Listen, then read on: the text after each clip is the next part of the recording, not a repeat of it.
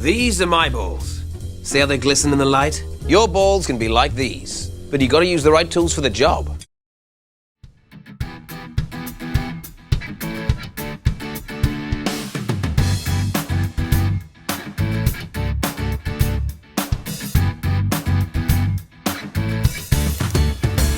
Hey everybody, this is Perch. The audio on this channel is not that bad. Yes, I wish it was better. I do. And actually, I sent in for some headphones. There's a little microphone thing that DJI makes. So ordered it and should be in a week or two. And they're claiming really good microphone quality with good noise canceling and background noise suppression and kind of other things. So hopefully that will be good. I hear you. I wish the audio was better. Although I've noticed, some people bitch about, the audio is just unlistenable. And I'm like, okay, I need to go in there and tune it. And I look at it, and it's like, it's not great, but it's not. I'm not getting that. And I reached out to a couple other YouTubers over the weekend. I'm like, is this bad? Like, no, those people are being assholes. So who knows? But there you go. It's also one of those myths where I find some of the people who complain about the audio don't actually listen to the audio or at all. So it's one of those things too. I'm going to continue to troll more and more aggressively with the headlines. But I wanted to touch on not the why don't creators understand, not that kind of stuff, but it is related, and you'll see why in a moment. And this is I guess this video's target is both fans and creators as something that I think is important. And if you're a creator, you should push for this. And if you're a fan, you're a customer, I think you should, it will make a little bit of sense. So I'll answer a few of your questions around why don't the creators respond more to their sales? Why don't they get more involved in, and why aren't they panicking more at the sales, etc.? Well, here is the absolute truth. So I reached out to a ton of creators, different people in email and in text and other things, and I asked a simple question, which was this: do you get your sales numbers? Do you actually get the sales numbers for your book? And the answer is consistently not unless I really push. No, I don't. Generally, I get information about the sales of your book from your videos or from Comic-Con when I realized that existed, and I went and looked at that. That site is kind of ass now, but sorry. I like John Jackson Miller. I miss his precise numbers. That's what I mean by ass. Nobody go start any trouble. But the companies aren't reporting the precise numbers anymore, so that that's what it is. But in general, and I know, okay, so backing up a second. Now, this may shock you. It shocked me. To me, it seemed very obvious that an editor would be, filling in the creators on the success of their books. Like, they would be having conversations like, hey, if you're on for more than a few issues, this arc that you're doing, this arc it did really well, surprisingly well. Your sales are up 20%. Let's keep going with that. Or they like this character because, and granted, editors will give that kind of feedback to creators just in a very generic way. Like, hey, people like that Deadpool appearance, so maybe you should do more Deadpool, like that, which I think is largely useless kind of feedback to a writer. But at any rate, artists aren't getting, none of these people are getting the sales numbers. Now, if they push and they're a big enough name, they can get it, but they have to push. Those numbers don't come just naturally. They have to kind of go and be a nuisance. And I think your mileage may vary on who you are. If you are Scott Snyder and you say, I want to know the numbers for my books, they're probably going to get those for him. If you are, I don't know, LaBelle, the guy who's writing the Sabretooth limited series, they may or may not get it for you. If you work for DC, anecdotally, I'm told you have a better chance of getting those numbers. The editors, if they can get their hands on it, we'll get to that in a second. Generally, they'll share them. In Marvel, it's super hit and miss.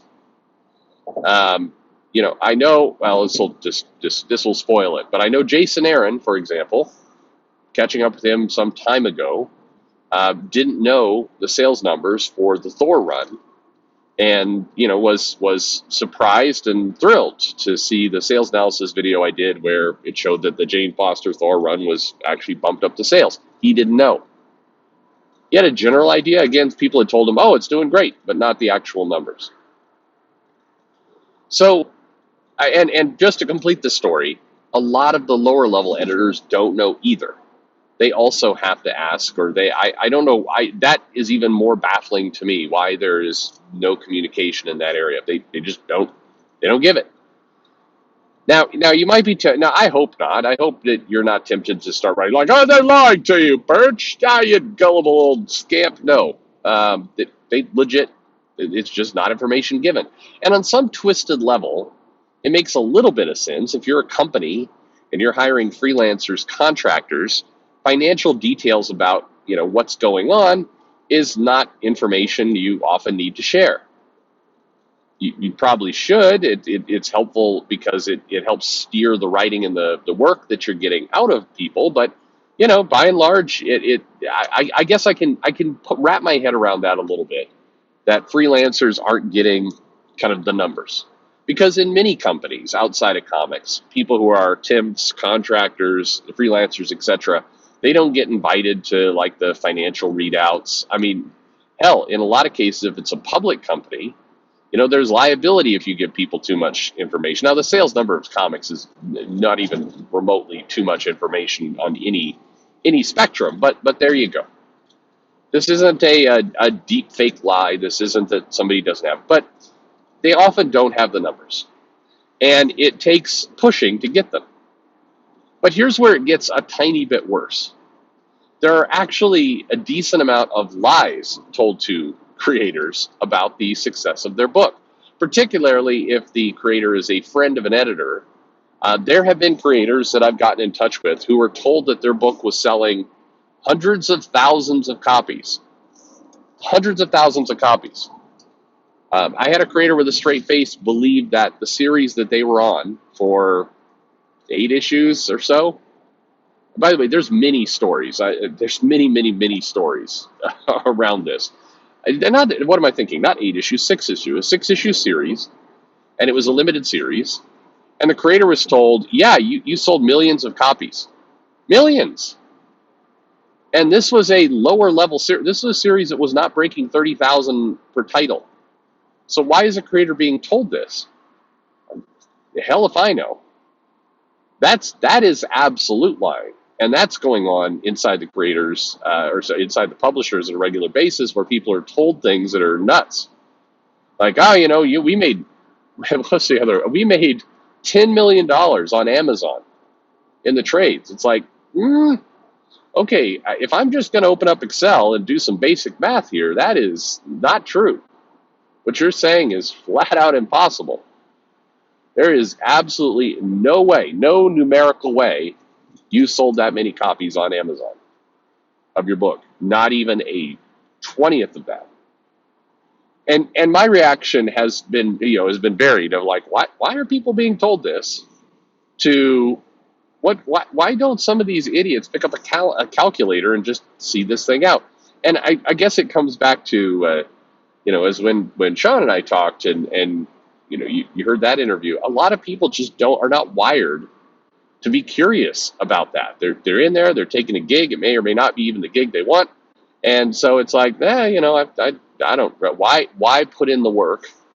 Particularly if you're somebody who's not business minded, not financial, that this isn't your natural state. You don't care. You're getting paid for this freelance gig. It's a 6-month gig. Why should you sit there and invest time out of your day to dig into the numbers? Well, my answer is very quick and very simple, because if you're being paid to do a job, you probably ought to know how well you're doing in that job if you want to keep getting jobs. It's pretty important to actually know how things are going. I don't know. Am I abnormal here? Answer me here in the comments. When you work for your company, do you follow the stock price? Do you inquire about the financial stability of what's going on? I mean, are you interested to know if they've got money in the bank or they're on the verge of bankruptcy? I mean, do you poke your head in and find out? Hell, even if you work for a McDonald's, aren't you kind of curious how your branch is performing? I mean, I, I see this as a normal human instinct, but it is not in comics. Most people are not wired to be that way. And if that is met up with resistance when you try and go ask your editor or the person you're in touch with how well your comic book is doing, yeah, I mean, shit, just give up. And a lot of people do. They just, why push through it? I'm not that interested. And I seem to annoy people when I ask a question. They don't have the answers anyway, and then they make me feel bad because, I'm not a big enough person in order to get that information. If I was a bigger name, I might be treated better. But so I don't really enjoy putting myself in that situation where I just get to feel like a dick. I mean, all these reasons, you just don't pay attention. Again, these aren't good reasons. You should still be curious about what's going on, but this is kind of, I would say, normal human behavior. This is how people are wired. Human beings, they tend to, whether they want to or not, they will unconsciously steer away from things that are painful to them, things that are annoying to them, things that make them feel bad, things that bruise the ego. That's how people tend to be. But I just thought I'd roll out because I often see people post like, "Don't these creators, don't they know that their sales are failing?" No, mostly no. And for that matter, look at what they are fed. They do not get the specific data for their book. There's no certainty there. On top of that, they're met with articles from the Beat or other places that go, comic sales are better than ever. It's amazing. And so they have a choice. Do I just trust that? Look, I'm being given good news. That makes me feel good. I can go on about my day. I'm already a little worried about my $20,000 paycheck and for the year, and I worked my ass off, and I'd like to be able to afford a house someday. And but eh, you know, so do I want to kind of just accept this good news article on face value, or alternatively, do I want to potentially make myself miserable and listen to hours and hours and hours and hours of videos by random people who, the quality is kind of all over the place. Some people seem to have information. Some people are jackasses driving around in their car and with shitty audio. So I mean, like, what would you do? Yeah, I mean, I think you'd steer toward the good news. People tend to do that. That's again just how they're wired. And we don't, very, very rarely, it takes a heavy amount of self-awareness and bravery to go ahead and steer into the negative aspects. Generally, it's much easier if you stay inside a nice little positive reinforcement bubble, and that's what people do. And I can't blame them for that because it's a natural human instinct. But I see people say all the time, like, don't they know their numbers are low? No. The answer is no, they often don't. And even if they see numbers like 35,000, many of these people, keep in mind, have zero context for the quote unquote way it used to be. And even the number like, hey, once upon a time, Jim Lee sold 6 million comics, that doesn't seem that impressive if you consider Jim Lee as the head of the company, arguably, one of the most powerful people inside of comics completely. And so you're like, well, yeah, I mean, he's a legend. So, that's probably, that makes sense. 6 million, sure. But what they're missing is like the average comics during that time period was much higher. It's much lower now. And that's the piece that, only kind of really digging into the business, would give you that context. And quite frankly, again, if your goal is to get into Hollywood and write scripts for movies and comics is a pit stop along the way, why would you do that? I mean, again, I would because I'm annoyingly curious about this stuff, but most people would not. They would look at this and go, okay, moving on. Anyway, I think the myth I'm trying to dispel here is that by and large, most creators do not know the numbers for the comics they're selling. They don't. And it's sometimes quite difficult to get them. And absolutely, nobody is sitting down with some of the creators going, all right, let's look at your numbers. Issue 1 did this. Issue 2 dropped, but we had list variant covers, so that percentage is, this is the analysis going on here. And issue 4 did this. I mean, the sales analysis videos I do are barely analysis. They're very surface level when I'm presenting. And what I would point out to you is that, I think that a far deeper discussion, there should be like, in many businesses, you might have heard of a QBR. It's a quarterly business review. It's where once a quarter people sit around, they go, let's really dig into what happened, where the sales are, where the numbers are, percentage, growth trends, how we're doing against competitors, etc. That is absolutely not happening in comics. Absolutely not. Maybe there's some discussions taking place in senior levels at Marvel and DC. There is none of that has ever happened for a creator, ever. And yet, it'd probably be a pretty damn good meeting for a creator to have. I might make this argument, and I'll leave you with this. And it's an honest question, do you think sales would improve? Much as people would argue that this is all just a big, communist prank. Somebody was really pushing hard the idea to me that comic creators are employed by the CCP as a way to infiltrate and brainwash people, and it's like, oh, fuck me, no, no. Anyway, just stop with that. Would the comic quality get better if the creators were regularly informed as to the sales of the books, how things were moving, what storylines were hitting, what weren't, how things were being compared, what titles were doing well? If they had that kind of education, do you think it would help? I've asked some creators this, and every single one's like, absolutely yes, it would help. It would absolutely help to know which characters are hot, which trends are good. Do people like 3-issue storylines or 6? And like, what are people reading? Like, they would love that data. And I suspect most would.